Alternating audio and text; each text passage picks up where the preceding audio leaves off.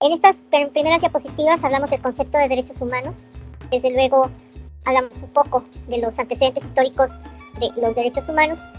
Mencionamos a las garantías individuales para poder diferenciar el tema o el subtema al que tenemos que abocarnos, para que quedara pues bastante claro que el temario se refiere a las garantías constitucionales o a las garantías de defensa de los derechos humanos, y por lo tanto se refiere a garantías de carácter procesal.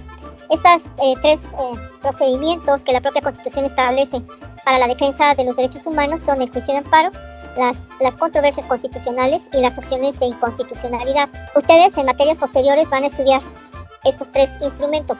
De amparo van a llevar 2 cursos y un curso también del artículo 105 de la Constitución, que se refiere a las acciones de inconstitucionalidad, a las controversias constitucionales.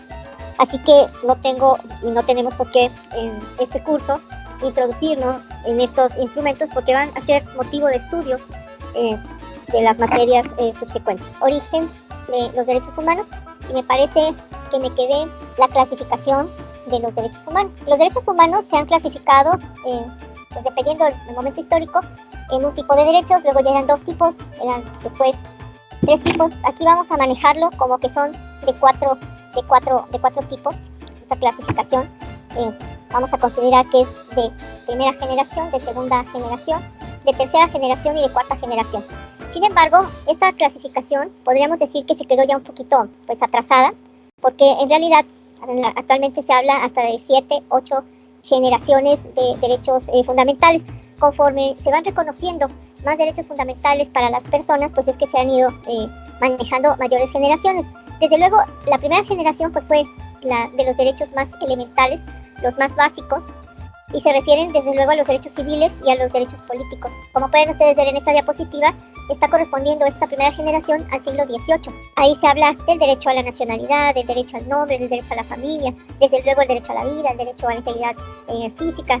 Esos son los derechos más elementales. La segunda generación, en esta se engloban los derechos de carácter económico, los derechos sociales y los derechos culturales.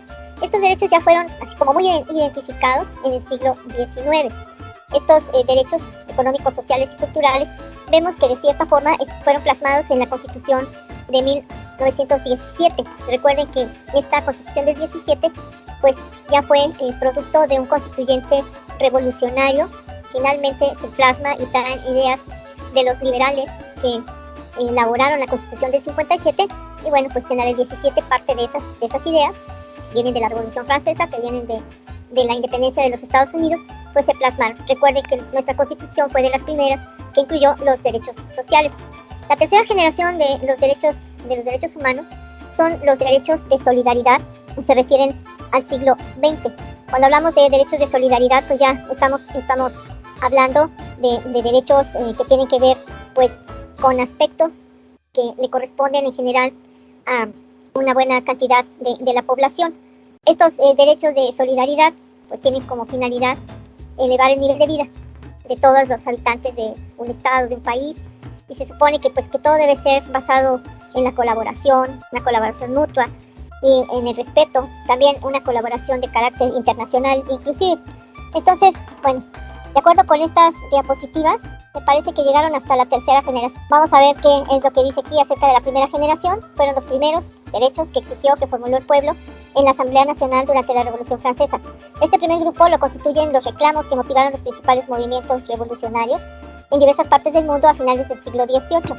También sucede en nuestro país. Recuerden que pues precisamente los que inician las luchas libertarias en América, en México, en nuestro país, pues toman ideas de la Revolución Francesa. Así que pues de alguna forma o de muchas formas se ven plasmados esas ideas, lo mismo que de la independencia de los Estados Unidos. Toda persona tiene derecho, esto se refiere a la primera generación, tiene derechos y libertades fundamentales sin distinción de raza, color, idioma, posición social o económica. Todo individuo tiene derecho a la vida, a la libertad, a la seguridad jurídica. Los hombres, las mujeres poseen iguales derechos. Nadie estará sometido a esclavitud o servidumbre.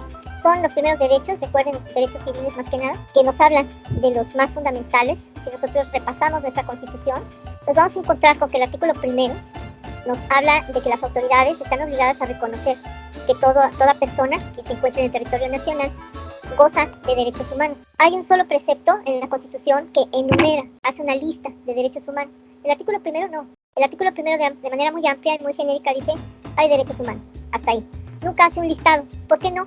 Bueno, pues porque sería muy complicado elaborar una lista de derechos humanos y seguramente al legislador se le olvidaría, dejaría fuera a una buena cantidad de derechos humanos, de ahí que simple y sencillamente los reconoce. Sin embargo, hay un precepto en la Constitución, el artículo 29, que ese sí hace un listado de derechos humanos que no son renunciables y que tampoco pueden ser suspendibles. Recuerden que nuestra Constitución, cuando nos habla de pues, que haya una invasión extranjera, también cuando nos habla de que puede existir un problema de salud, una pandemia, bueno, pues le da al Ejecutivo Federal facultades para que suspenda, en este caso, derechos humanos.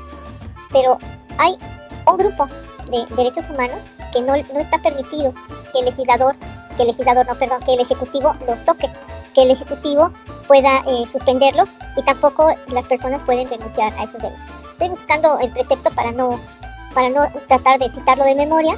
Déjenme que ubico dónde está en el último texto que tengo de la Constitución. El artículo 29 nos habla de esa facultad del Ejecutivo para suspender derechos humanos en un caso de emergencia. Y se establece que desde luego el legislativo tendrá que estar de acuerdo, tendrá que sancionar esa decisión. Dice aquí, los decretos que se expidan no podrán restringirse ni suspenderse el ejercicio de los derechos, y aquí viene el listado, a la no discriminación, al reconocimiento de la personalidad jurídica, a la vida, a la integridad personal, a la protección a la familia, al nombre, a la nacionalidad, a los derechos de la niñez, los derechos políticos, las libertades de pensamiento, conciencia y de profesión y de profesar creencia religiosa alguna, al principio de legalidad, de retroactividad, a la prohibición de la pena de muerte, a la prohibición de la esclavitud y la servidumbre, a la prohibición de la desaparición forzada y la tortura, y tampoco las garantías judiciales indispensables para la protección de tales derechos.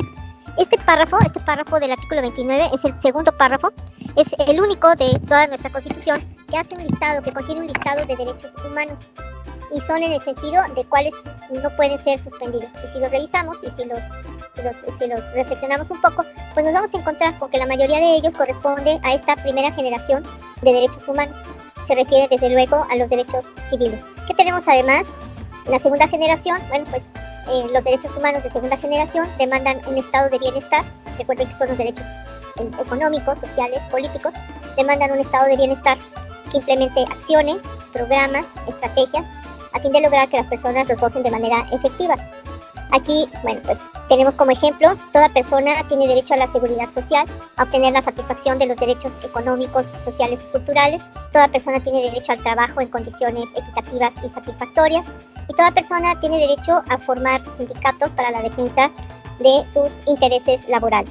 La tercera generación, en estos derechos de solidaridad, bueno, pues les decía que son derechos que se crearon con la intención de incentivar el progreso social, de elevar el nivel de vida de todos los pueblos, en un marco de respeto, de colaboración mutua entre las distintas naciones de la comunidad internacional. Ejemplo, está la autodeterminación, la independencia económica y política, está también la identidad nacional y cultural, la paz, la coexistencia pacífica, el entendimiento y la confianza, la cooperación internacional y regional. Hay una cuarta generación.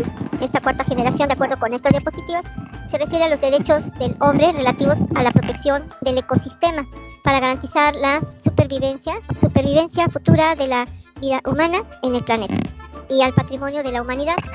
Hay un segundo subgrupo de esta generación de derechos, corresponde a aquellos que relacionados o relativos a un nuevo estatuto jurídico para la vida humana por las nuevas condiciones de tecnología biomédicas.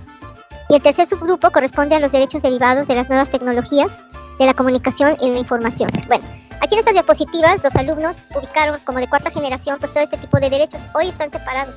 Hoy se supone que por ejemplo, estos derechos a la tecnología, a la comunicación, ya son como la sexta generación.